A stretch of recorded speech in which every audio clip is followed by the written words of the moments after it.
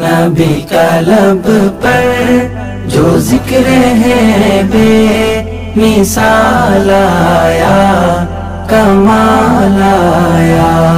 नबी का लब पर जो जिक्र है बे मिसाल आया, कमाल आया। नबी का लब पर जो जिक्र है बे मिसाल आया। আইআইইউসির প্রতি আমি বিশেষভাবে কৃতজ্ঞতা জ্ঞাপন করছি এই জন্য যে এবার আমাকে ইসলাম বিরোধী কোনো কিছু শুনতে হয়নি, আলহামদুলিল্লাহ। আমি শুরুতে একটু বলবো যে আমাদের হইচইগুলো বন্ধ করার জন্য যে ভাইরা দাঁড়িয়ে আছেন, ভাইরা কষ্ট করছেন, দেখতে খারাপ লাগছে, আবার সেই সাথে কিছু সময় পরপরই আওয়াজ আসছে। অতি সম্প্রতি আমরা দেখেছি নতুন বাংলাদেশ গড়ে দেওয়ার এই অসাধ্য সাধন করেছিল তরুণেরা। তরুণরাই আমাদের সামনে থেকে নেতৃত্ব দিয়েছে এবং পুরো কাজটির শুরু থেকে শেষ পর্যন্ত সহস্তে সুসম্পাদন করে ছেড়েছে তরুণেরা। আবারও প্রমাণ হলো তার মাধ্যমে যে তরুণরা জাগলে পৃথিবী জেগে যাবে।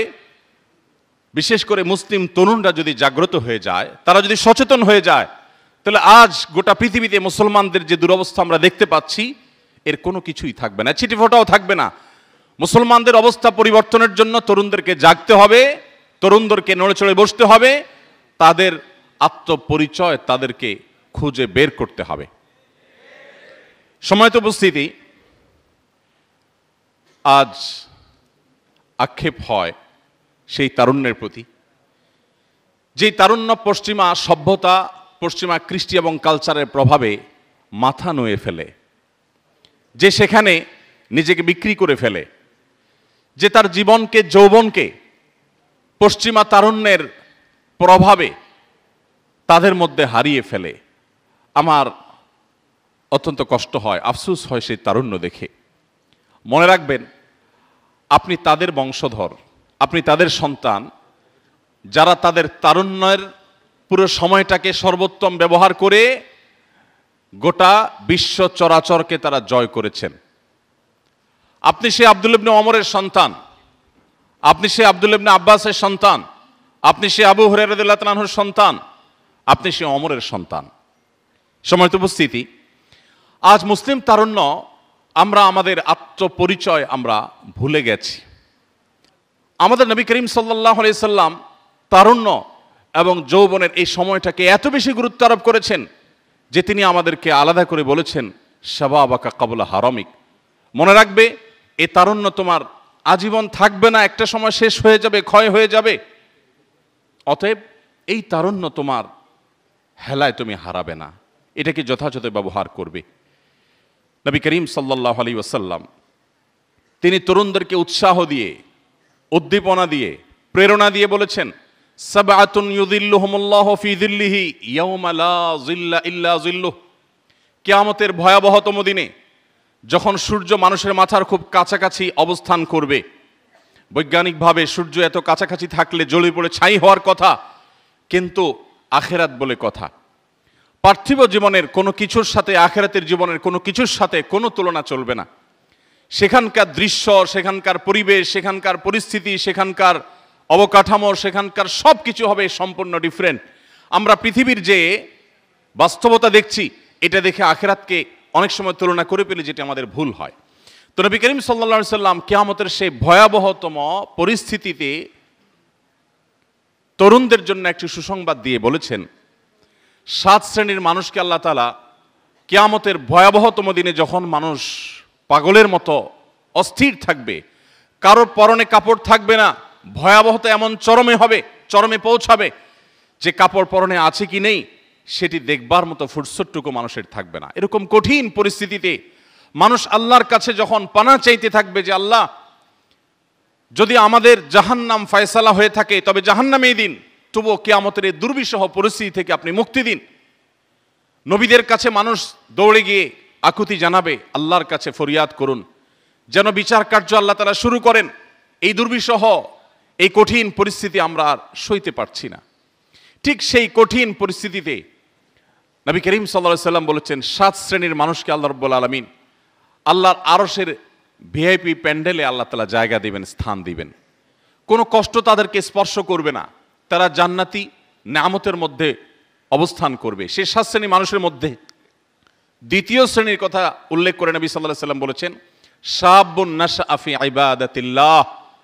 ওই তরুণ, ওই তরুণী, ওই যুবক, ওই যুবতী যে তার যৌবনকে, যে তার তারুণ্যকে তার রবের ইবাদতের জন্য বিসর্জন করেছে, উৎসর্গ করেছে, রিজার্ভ করে রেখেছে, পুরা তারুণ্যকে আল্লাহর উদ্দেশ্যে যে উপস্থাপন করেছে, ব্যবহার করেছে, যার তারুণ্যকে সে কালিমা মিশ্রিত হতে দেয়নি, তার তারুণ্যে কোনো মাস্তানি, কোনো গুন্ডামি, কোনো অসৎকর্ম, কোনো অন্যায়, কোনো পাপাচার, এগুলো দ্বারা সে কোনোভাবে নষ্ট হতে দেয়নি।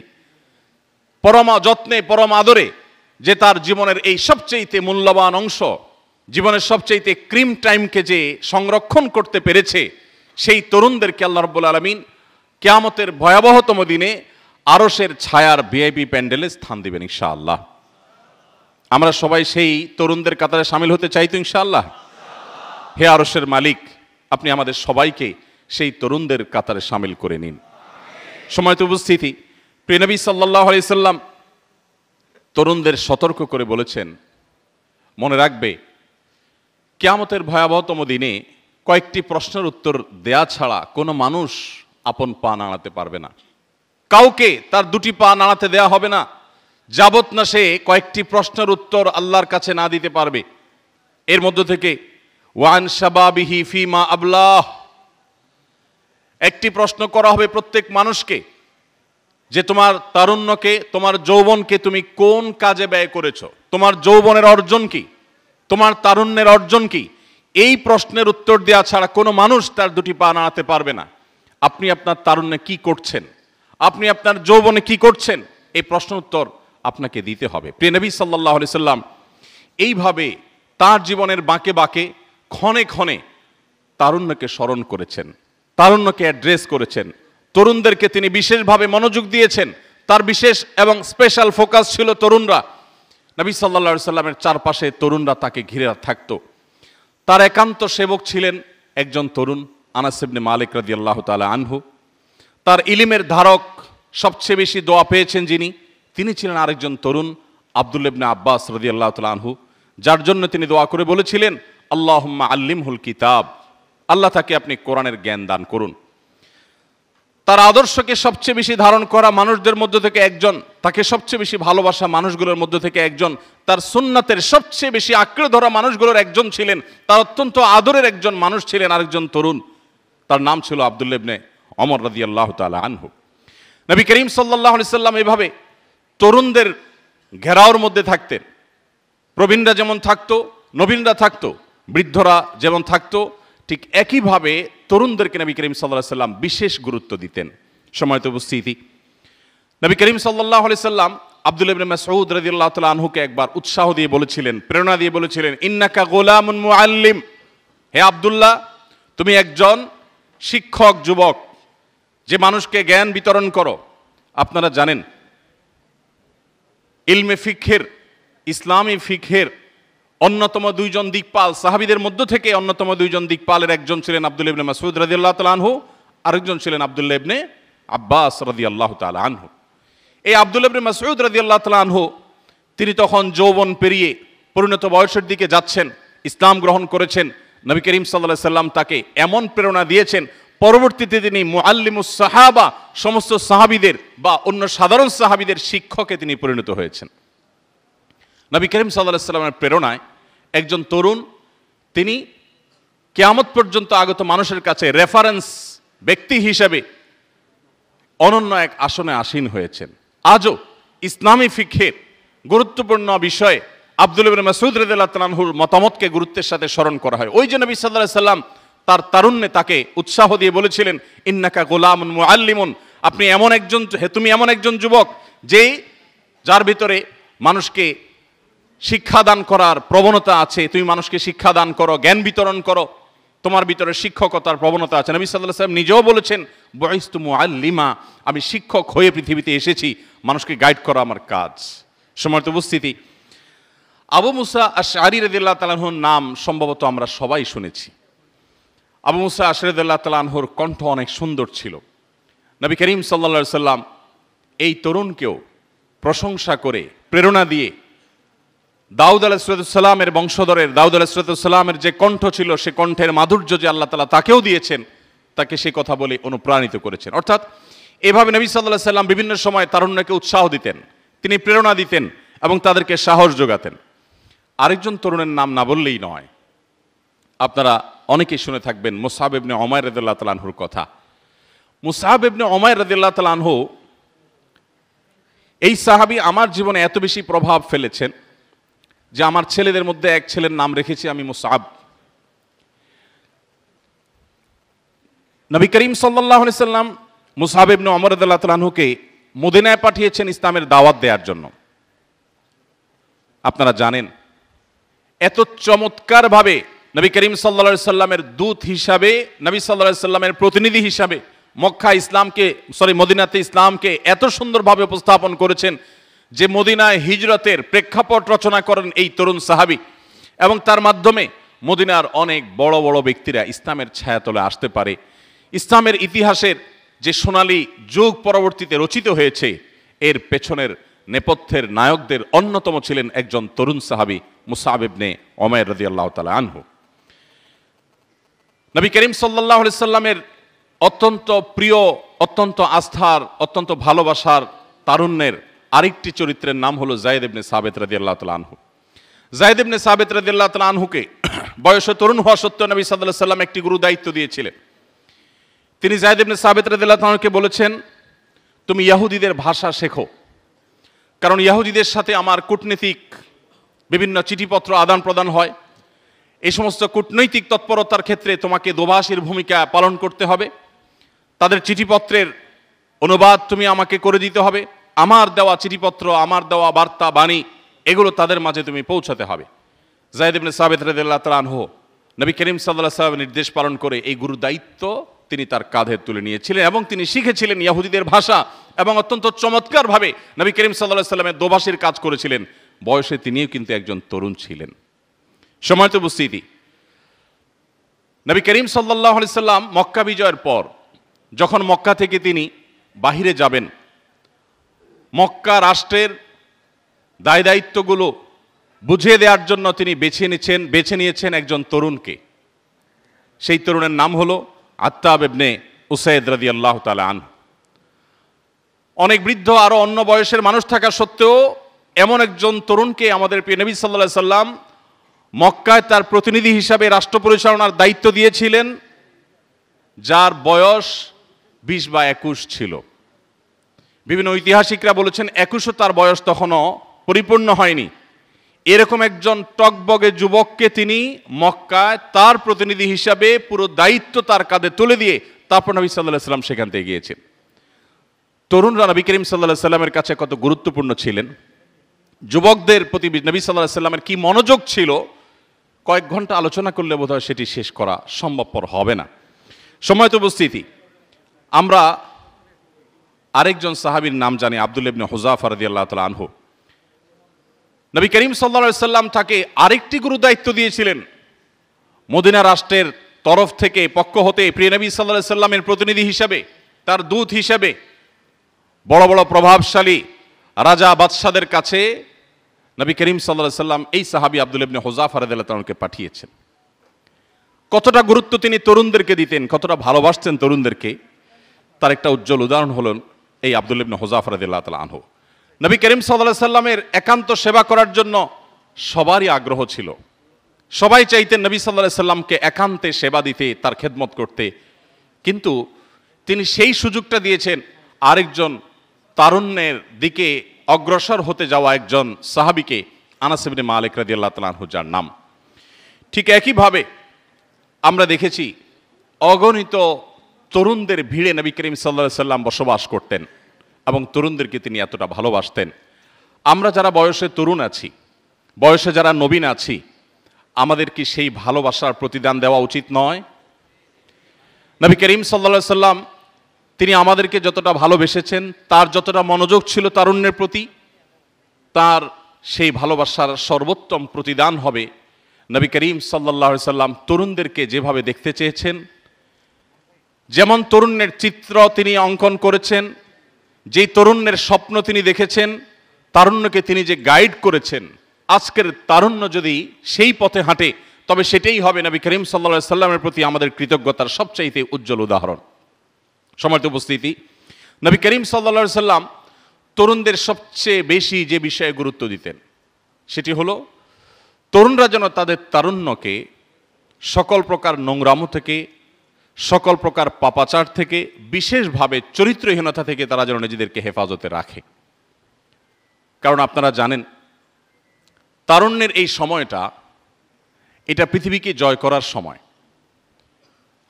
অতি সম্প্রতি আমরা দেখেছি নতুন বাংলাদেশ গড়ে দেওয়ার এই অসাধ্য সাধন করেছিল তরুণেরা। তরুণরাই আমাদের সামনে থেকে নেতৃত্ব দিয়েছে এবং পুরো কাজটির শুরু থেকে শেষ পর্যন্ত সহস্তে সুসম্পাদন করে ছেড়েছে তরুণেরা। আবারও প্রমাণ হলো তার মাধ্যমে যে তরুণরা জাগলে পৃথিবী জেগে যাবে।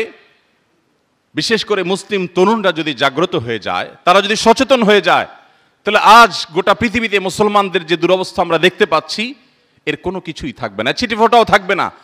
মুসলমানদের অবস্থা পরিবর্তনের জন্য তরুণদেরকে জাগতে হবে, তরুণদেরকে নড়েচড়ে বসতে হবে, তাদের আত্মপরিচয় তাদেরকে খুঁজে বের করতে হবে। সম্মানিত উপস্থিতি, আজ আক্ষেপ হয় সেই তারুণ্যের প্রতি, যেই তারুণ্য পশ্চিমা সভ্যতা, পশ্চিমা কৃষ্টি এবং কালচারের প্রভাবে মাথা নুয়ে ফেলে, যে সেখানে নিজেকে বিক্রি করে ফেলে, যে তার জীবনকে, যৌবনকে পশ্চিমা তারুণ্যের প্রভাবে তাদের মধ্যে হারিয়ে ফেলে। আমার অত্যন্ত কষ্ট হয়, আফসোস হয় সেই তারুণ্য দেখে। মনে রাখবেন, আপনি তাদের বংশধর, আপনি তাদের সন্তান, যারা তাদের তারুণ্যের পুরো সময়টাকে সর্বোত্তম ব্যবহার করে গোটা বিশ্ব চরাচরকে তারা জয় করেছেন।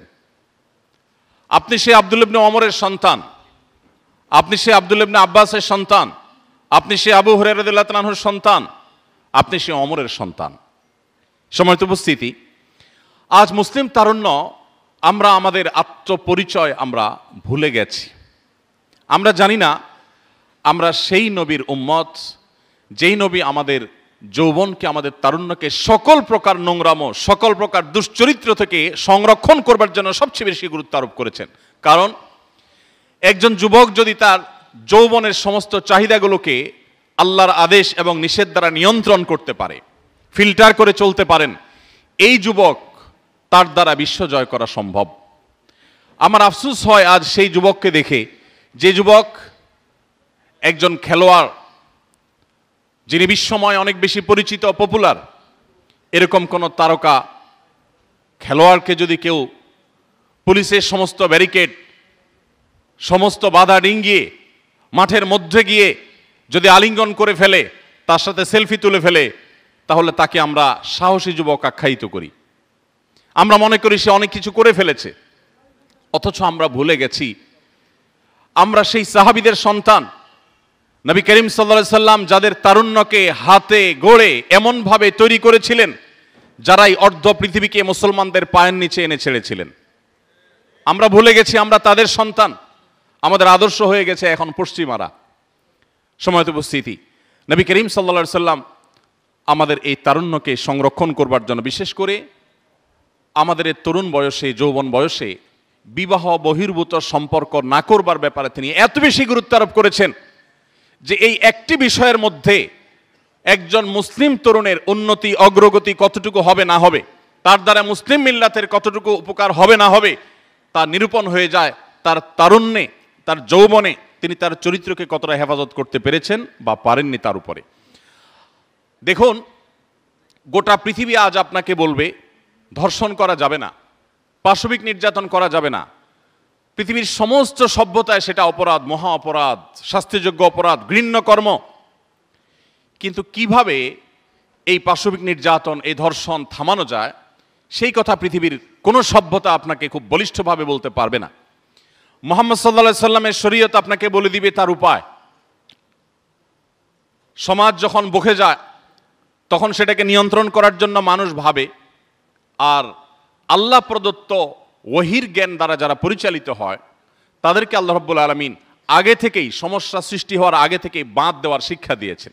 নবী করিম সাল্লাল্লাহু আলাইহি সাল্লাম তার অত্যন্ত স্নেহের একজন তরুণ সাহাবী আলী রাদিয়াল্লাহু তাআলা আনহুকে বলেছিলেন, ইয়া আলী লা তুতবি'ন নাজরাতান নাজরাহ, তুমি কোনো অপাত্রে যে নারীর প্রতি দৃষ্টিপাত করা তোমার জন্য হারাম করা হয়েছে তোমার কল্যাণার্থে, তোমার সমাজের সুস্থ স্বাভাবিক বিকাশের স্বার্থে যে নারীর দিকে তোমাকে, তার সৌন্দর্য তোমাকে অবলোকন করতে নিষেধ করা হয়েছে, তুমি ইচ্ছাপূর্বকভাবে তার দিকে তাকাবে না, এবং যদি প্রথম দৃষ্টি তোমার পড়ে যায় দ্রুততার সাথে নিজেকে সংযত করে নিবে, কারণ এটি তোমার জন্য হালাল নয়।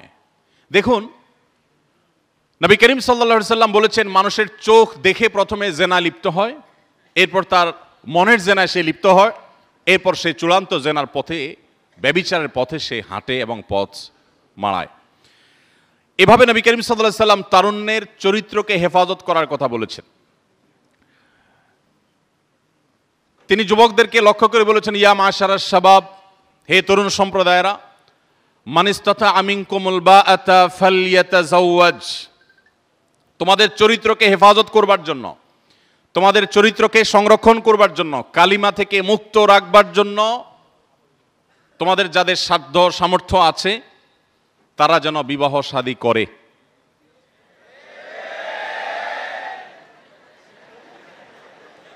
আল্লাহ তাআলা আমাদের অভিভাবকদের মনগুলোকে গলিয়ে দিন, আমাদের বাবা মাদের আল্লাহ তাআলা সুমতি দান করুন। মাশাআল্লাহ, আমি কি আলোচনার সবচেয়ে গুরুত্বপূর্ণ অংশে উপনীত হলাম? মাশাআল্লাহ, ঠিক আছে। আল্লাহ রাব্বুল আলামিন সব অবিবাহিত ভাইদের বিবাহের ব্যবস্থা করে দিন, অবিবাহিত বোনদের বিবাহের ব্যবস্থা করে দিন। ভাইরা আমার, নবী করিম সাল্লাল্লাহু আলাইহি ওয়াসাল্লাম আমাদের চরিত্রকে হেফাজত করবার জন্য উপযুক্ত বয়স হওয়ার পর সামর্থ্য থাকলে বিয়ে করতে বলেছেন। যত জোরে জোরে আমিন আমিন বলেছেন, যত জোরে জোরে ঠিক ঠিক বলেছেন, ঠিক তত জোরে জোরে আপনাকে আপনার ক্যারিয়ার বিল্ড আপ করার জন্য আগাতে হবে। আপনি ছাত্র মানুষ, হোটেলে খান, এবার একটা বিয়ে করে বউ এনে বাপের উপরে আরেকটা বোঝা চাপাবেন, এই অধিকার ইসলাম আপনাকে দেয় নাই। এবার ঠিকটা একটু আওয়াজ আসতে হয়েছে। পক্ষের ওয়াজ হলে সবাই জোরে জোরে ঠিক ঠিক বলে, বিপক্ষে গেলে আর ঠিক ঠিক বাইর হয় না। যাই হোক, তো ভাইরা আমার, খুবই গুরুত্বপূর্ণ ইস্যু। যেই যুবক তার যৌবনকালে যা দেখে তাতেই সে অস্থির হয়ে যায়, ব্যাকুল হয়ে যায়, নিয়ন্ত্রণহীন হয়ে যায়, আত্মনিয়ন্ত্রণ রাখতে পারে না, যেখানে সেখানে কাত হয়ে পড়ে, চিত হয়ে পড়ে, যেখানে সেখানে সে সারেন্ডার করে বসে এবং নিজেকে কোনোভাবে কন্ট্রোল করতে পারে না, আমি বলি এই যুবকদের দৃষ্টান্ত হলো ডায়রিয়ার রোগের মতো। কেউ ডায়রিয়া আক্রান্ত হলে সেটা যদি চরম পর্যায়ে পৌঁছে যায় তখন তারা নিয়ন্ত্রণ ক্ষমতা থাকে না, আত্মনিয়ন্ত্রণ থাকে না, চাইলেও সে মন মতো, জায়গা মতো, সময় মতো তার কাজ সে সারতে পারে না। তো এই রোগের রোগীর মতো হলো ওই তরুণের অবস্থা, যে তরুণ যেখানে যা দেখে, মোবাইলে দেখেছে, কম্পিউটারে দেখেছে, বাইরে দেখেছে, ফেল ফেল করে চেয়ে রয়েছে, ওইদিকে পিছনে দৌড়ানো শুরু করে দিয়েছে, তার পড়ালেখা শেষ করে দিয়েছে, কেরিয়ার ছেড়ে দিয়েছে, বাপ মা ছেড়ে দিয়েছে, সমাজ ছেড়ে দিয়েছে, দিন ধর্ম ছেড়ে দিয়েছে, সে পাগল পড়া হয়ে ঘুরছে। তো আবার আরেকটা দেখেছে, তো সেদিকে ছুটছে। যে যুবক এভাবে যা দেখে সেদিকেই ছুটে, যেখানে যায় সেখানেই কাত হয়ে পড়ে, সব জায়গায় নিয়ন্ত্রণহীন হয়ে যায়, সে যুবকের দৃষ্টান্ত হলো ডায়রিয়া রোগীর মতো নিয়ন্ত্রণহীন। সিরিয়াস আলাপ। দেখুন, মুসলিম তরুণের দৃষ্টান্ত হলো যে সে পাহাড় সম দৃঢ়তার অধিকারী হবে, যেখানে সেখানে সে নিয়ন্ত্রণহীন হয়ে যাবে না, সে বৈধ আর অবৈধ খুঁজবে, সে তার বুক ভরা সমস্ত ভালোবাসাগুলোকে জমিয়ে রাখবে তার বৈধ সঙ্গী সঙ্গিনীর জন্য। দেখুন, পৃথিবীর সমস্ত সভ্যতা আপনাকে বলবে যে তুমি বিবাহ করেছো, এই অবস্থায় তুমি আরেকজন নারীর সাথে বা কোনো নারী তিনি বিবাহ করেছেন, তিনি আরেকজন পুরুষের সাথে যদি সম্পর্ক রাখে, এই সম্পর্কটা অবৈধ, এটা পৃথিবীর সমস্ত সভ্যতাই স্বীকার করে। ইসলাম তার চাইতে আরো এক কাঠি এগিয়ে। ইসলাম বলে বিবাহের পর তোমার জীবন সঙ্গিনীর রাইট বা তার অধিকারের দিকে খেয়াল করতে গিয়ে তুমি আরেকজনের দিকে দৃষ্টিপাত করবা না বা আরেক দিকে তুমি যাবা না, অগ্রসর হবা না। এটা যেরকম তোমার নৈতিক দায়িত্বের মধ্যে পড়ে, এর চাইতে আরো গুরুত্বপূর্ণ বিষয় হলো তোমাকে আরো প্রোঅ্যাক্টিভ হতে হবে। অর্থাৎ তোমার জীবনে কেউ না কেউ তোমার জীবনে আসবে, যদি কপালে বিবাহ লেখা থাকে কেউ না কেউ তোমার জীবনে আসবে। যে তোমার জীবনে আসবে সেই মানুষটির জন্য তোমার সমস্ত ভালোবাসাকে জমিয়ে রাখবে। তুমি যদি তার আগে অপাত্রে কুপাত্রে বিভিন্ন জায়গায় অজায়গায় তুমি তোমার তথাকথিত ভালোবাসাকে বিলিয়ে বেড়াও, নষ্ট করে বেড়াও, তাহলে তোমার সে হবু স্বামী, হবু স্ত্রী, তোমার যে হবু জীবন সঙ্গী বা সঙ্গিনী, তার জন্য সমস্ত ভালোবাসাগুলো জমিয়ে রাখার কথা ছিল, সে তুমি জমিয়ে রাখো নাই। অর্থাৎ আমার জীবনে যিনি আসবেন তার প্রতি আমার কমিটমেন্ট, তার প্রতি আমার ভালোবাসার সবচেয়ে উৎকৃষ্ট উদাহরণ হবে যে তার আসার আগেও আমার সমস্ত ভালোবাসা, সমস্ত অনুভূতি, অনুভব, উপলব্ধি সব কিছুকে আমি জমিয়ে রাখবো তার জন্য। এর চাইতে প্রোঅ্যাক্টিভ চরিত্রবান মানুষ আর কে হতে পারে? ইসলাম আমাদেরকে সেই শিক্ষা দেয়। পশ্চিমা সভ্যতা আপনাকে সেটা বলবে না, বলবে যে তোমার যা খুশি তা করো, সমস্যা নাই, তবে বিয়ের পর আর করিও না।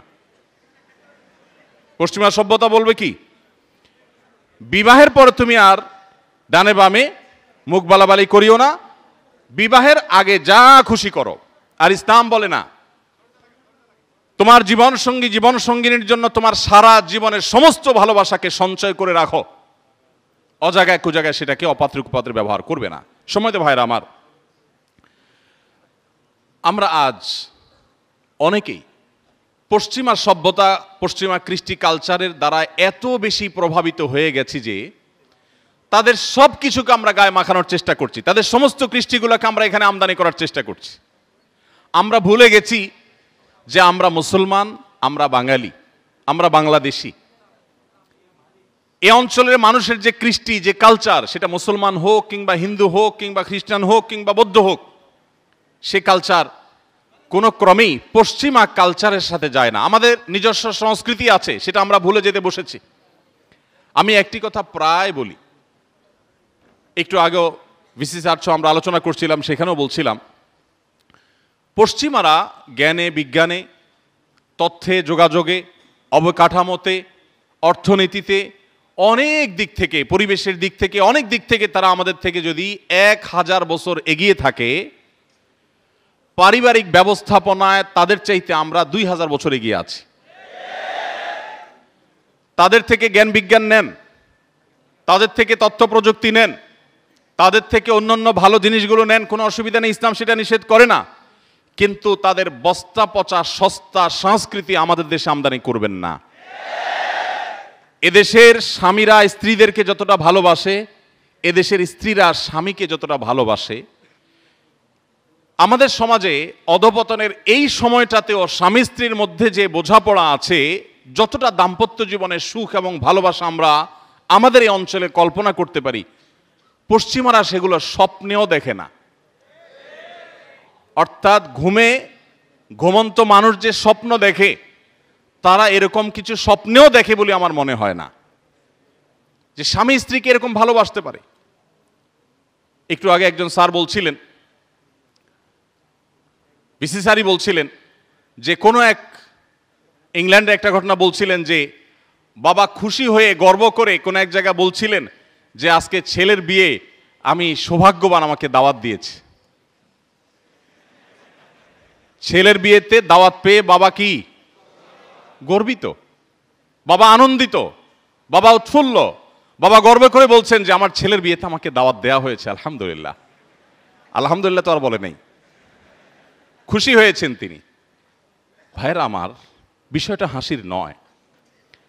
আপনি কদিন আগের একটা পত্রিকার নিউজ দেখেছেন নিশ্চয়ই, জাপানে কয়েক বছরের মধ্যে অগণিত মানুষ, বহু মানুষ, তারা মরে বাসার মধ্যে পচে গলে দীর্ঘদিন পর তাদের লাশের দুর্গন্ধ যখন ছড়িয়ে পড়েছে, তখন তাদেরকে দরজা ভেঙে উদ্ধার করা হয়েছে। আমি নিজে এরকম জাপানে বিভিন্ন দেশে দেখার সুযোগ আমার হয়েছে যে সেখানে তাদের সুখের এত উপকরণ থাকা সত্ত্বেও বৃদ্ধদের প্রায় সবার হাতে হাতে একটা কুকুর ছানা, একটা কুকুর। এই কুকুর শখে পালন করে, কিন্তু সেই শখটার পেছনে আছে এক নির্মম অধ্যায়। সেটি হলো যে তাদের সন্তানরা কেউ তাদের কাছে থাকে না, বাধ্য হয়ে একটা কুকুরকে সাথে নিয়ে তাদের চলতে হয়। ভাইরা আমার, আমাদের এই সমাজে এখনো বাবারা ছেলে মেয়ে অধপতন আমাদের চরমে। এরপরও আমাদের এই সমাজে বাবারা ছেলে মেয়েদেরকে যতটা ভালোবাসেন, আমাদের সন্তানরা বাবা মাকে যতটা ফিল করেন, পশ্চিমারা এগুলো চিন্তাও করতে পারে না, ওরা ভাবতেও পারে না। ওদের পারিবারিক জীবনে আমাদের সুখের কথা ওরা কল্পনাও করতে পারে না যে মানুষ পারিবারিক জীবনে এতটা সুখী হতে পারে। তাহলে আপনি যে মুহাম্মদ সাল্লাল্লাহু আলাইহি সাল্লামের আদর্শ, যার সংস্কৃতিকে ধারণ করে আপনি দুনিয়াতে পার্থিব সুখ অর্জন করলেন, আজ আপনি সেটাকে ছুঁড়ে ফেলে দিয়ে পশ্চিমাদের সভ্যতায় আপনি গা মাখাচ্ছেন। এর চাইতে বড় দুর্ভাগ্যজনক আর কোনো অধ্যায় হতে পারে না। এই জন্য সম্মানিত ভাইরা, আমি আপনাদেরকে বলতে চাই, আসুন প্রতিজ্ঞা করি আমাদের চরিত্রগুলোকে আমরা সংরক্ষণ করব, হেফাজত করব। মনে রাখবেন, আপনি আপনার পার্থিব উন্নতি অগ্রগতির প্রয়োজনে, আপনার কেরিয়ারকে ভালো করবার জন্য এবং আল্লাহ রাব্বুল আলামিনের প্রিয় পাত্র হওয়ার জন্য, ভালো মুসলমান হওয়ার জন্য, সাহসী যুবক হওয়ার জন্য, সফল মানুষ হওয়ার জন্য আপনার এই যৌবনের পুরো সময়টুকুকে সকল ধরনের অবৈধ সম্পর্ক থেকে, হারাম রিলেশন থেকে আপনাকে বাঁচিয়ে রাখতে হবে। এখনকার যুবকদের মধ্যে সেরকম যুবক পাওয়া সোনার হরিণ হয়ে গেছে, যে যুবক তার যৌবনকে দুশ্চরিত্র থেকে হেফাজতে রাখতে পারে। এরকম যুবক পাওয়া, এরকম যুবতী পাওয়া এখন সোনার হরিণ হয়ে গেছে। একটি কথা আমি বিভিন্ন জায়গায় বলার চেষ্টা করি, সেটি হলো স্রোতের তালে গা ভাসানোর জন্য কোনো যোগ্যতার প্রয়োজন হয় না। যে কেউ স্রোতের তালে তালে গা ভাসাতে পারে। সমাজে সবাই যেটা করে এটা করতে যোগ্যতার প্রয়োজন হয় না। স্রোতের বিপরীত দিকে হাঁটতে যোগ্যতার প্রয়োজন হয়, শক্তির প্রয়োজন হয়। অতএব আমরা কি স্রোতের তালে তালে চলবো না স্রোতের বিপরীতে চলবো? আল্লাহ তাআলা আমাদের সবার সমস্ত আমলগুলোকে কবুল এবং মঞ্জুর করুন। আমাদেরকে প্রিয় নবী সাল্লাল্লাহু আলাইহি সাল্লামের সেই তরুণ সাহাবীদের মতো আদর্শবান তরুণ হওয়ার তৌফিক দান করুন। ভাইরা আমার, নবী করিম সাল্লাল্লাহু আলাইহি সাল্লাম তরুণদের জীবনে তাদের চরিত্রহীনতা থেকে, দুশ্চরিত্র থেকে, জেনা ব্যভিচার থেকে বাঁচাবার জন্য তার যে আপ্রাণ প্রচেষ্টা ছিল, সে বিষয়ে আমি আর দীর্ঘ আলোচনা করতে চাই না, সময় অনেক গড়িয়ে গেছে। আপনাদেরকে শুধু এটুকু বলতে চাই যে আলী রাদিয়াল্লাহু তাআলা আনহু যেটা বলেছিলেন, বাকাইতু আলা শাবাবিন কাদ তাওয়াল্লা ফায়া লাইতা শাবাব লানা ইয়াউদু, সেই আফসোস যেন আমাদের করতে না হয়। আপনি যদি কিয়ামতে আল্লাহর কাছে আর কিছু না নিয়ে যান, শুধুমাত্র এটুকু বলেন, আল্লাহ আমি শুধুমাত্র ঈমানের পর 5 ওয়াক্ত নামাজ পড়েছি, শিরক এবং বড় অপরাধগুলো থেকে, গুনাহগুলো থেকে বেঁচে থেকেছি, আর আমার তারুণ্যকে কোনো প্রকার কলঙ্ক থেকে মুক্ত রাখতে পেরেছি, আমার বিশ্বাস আল্লাহ রাব্বুল আলামিনের কাছে আপনি সাকসেস এবং সফল তরুণ হিসাবে, সফল মুসলিম হিসাবে দাঁড়াতে পারবেন।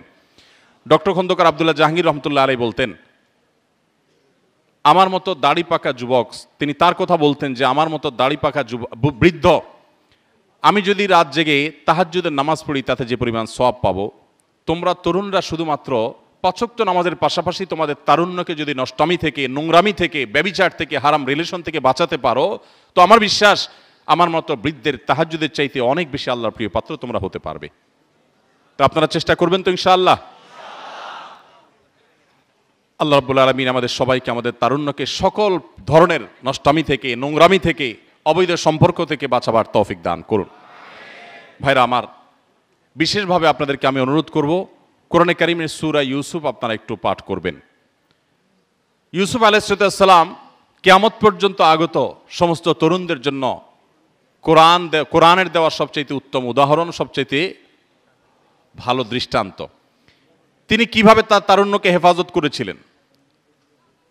7 শ্রেণী যুবকের যে হাদিস আমরা বলেছি, অবাক করা বিষয় হলো যেখানে 7 শ্রেণীর মানুষকে আল্লাহ রাব্বুল আলামিন আরশের নিচে ছায়া দিবেন কিয়ামতের ভয়াবহতম দিনে, সেখানে 7 শ্রেণীর মধ্যে 2টা শ্রেণী আছে এই চরিত্র কেন্দ্রিক।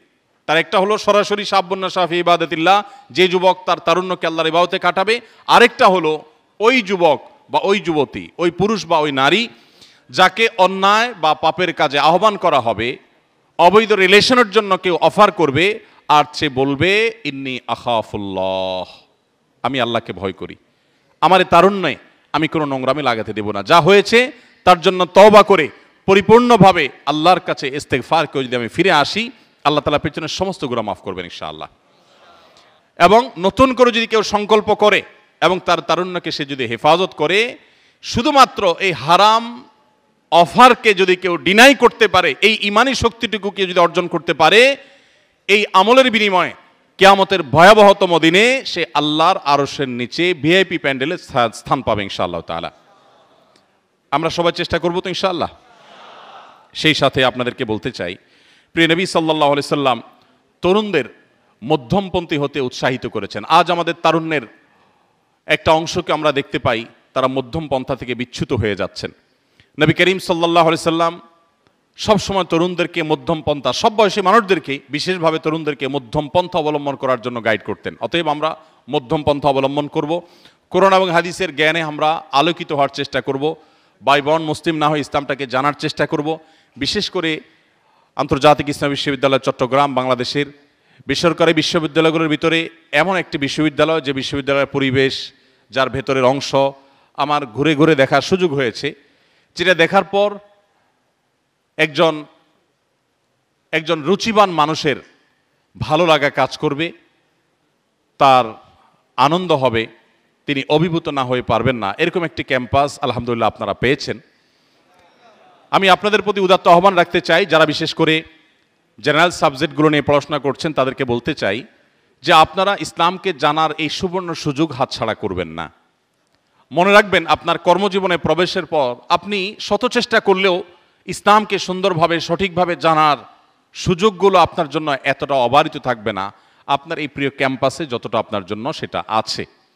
অতএব আপনাদেরকে আমি বিনীতভাবে আহ্বান করতে চাই যে আপনারা ইসলামকে ভালোভাবে জানুন, জন্মসূত্রে মুসলিম না হয়ে জ্ঞানে, জেনে শুনে এবং কোরআন হাদিসের আলোকে মুসলিম হওয়ার চেষ্টা করবেন।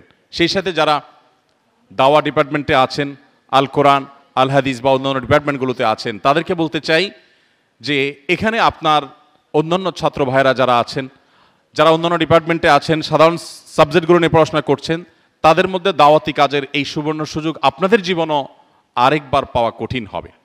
মনে রাখবেন, ছাত্র জীবন থেকে বোঝা যায় কে কত দূর যাবে কিংবা যাবে না। অতএব আপনাদের এখন থেকে নিজেদের গতিপথ ঠিক করতে হবে এবং দাওয়াতের এক দারুণ পরিবেশ এই ক্যাম্পাসে আপনাদেরকে গড়ে তুলতে হবে। আমি রব্বে কারিমের কাছে মনে প্রাণে দোয়া করি, আল্লাহ আপনি আমাদের এই যুবক ভাই বোনদেরকে সেই সাহাবীদের মতো আদর্শবান যুবক হওয়ার তৌফিক দান করুন। আপনি তাদেরকে সেই সাহাবীদের মতো হওয়ার তৌফিক দান করুন যারা বিশ্বকে জয় করেছেন, যারা মুসলমানদের মুখকে পৃথিবীতে উজ্জ্বল করেছেন। আজ গোটা বিশ্বে মুসলমানদের যদি আবার মাথা উঁচু করে দাঁড়াতে হয়, মনে রাখবেন জাগতে হবে আপনাদেরকেই, জাগাতে হবে আপনাদেরকেই। বাংলাদেশের পট পরিবর্তন যেরকম তরুণরা করেছে, গোটা বিশ্বের পট পরিবর্তন ইনশাল্লাহ তরুণরাই করবে। কিন্তু তার জন্য আদর্শ তরুণ হতে হবে। যে যুবক আল্লাহর ভয়ে, আল্লাহর নির্দেশের প্রতি শ্রদ্ধার জায়গা থেকে তার তারুণ্যকে হারাম রিলেশন থেকে বাঁচাতে পারে না, তার দ্বারা আর যাই হোক অন্তত বিশ্বজয় করার স্বপ্ন, এটা তার দ্বারা একেবারেই অলীক স্বপ্ন ছাড়ার কিছুই না। বিধায় এই জায়গাটাতে আপনাদের বিশেষভাবে ফোকাস করার জন্য আমি অনুরোধ করব। এবং সেই সাথে আমি শেষ অনুরোধ যেটি রেখেছি তা হলো, আপনারা মধ্যম পন্থা অবলম্বন করার পাশাপাশি ইসলামী জ্ঞানে নিজেরা সমৃদ্ধ হবেন, অন্যদেরকে সমৃদ্ধ করবেন।